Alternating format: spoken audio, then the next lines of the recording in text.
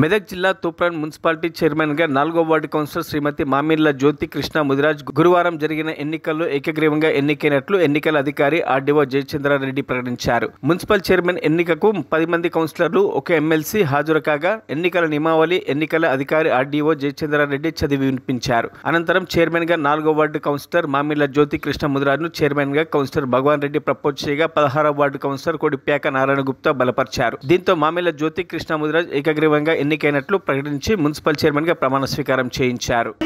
కర్తవ్యాన్ని శ్రద్ధాశక్తులతో నిర్వర్తిస్తానని దైవ సాక్షిగా ప్రమాణం చేయుచున్నాను.